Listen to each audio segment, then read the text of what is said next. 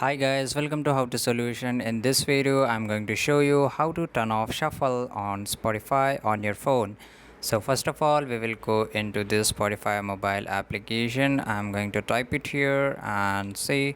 I will open the mobile application Spotify, and after that, whatever playlist you want to play, just click on that. So for example, I just want to play a playlist of this one, and here you can see an option that is a shuffle one. So if it is in green, it is going to shuffle your entire playlist, so click on that and it will turn into a gray. It means it is not going to shuffle your entire playlist. There is one more option to do this. Just play the first song of the playlist and see, you have an option to shuffle here. So on the bottom right side you will see an option to shuffle. If I click on that, if it's in green, then it is going to shuffle my entire playlist, and if I will click on that and it turn into gray, then it is not going to shuffle my playlist.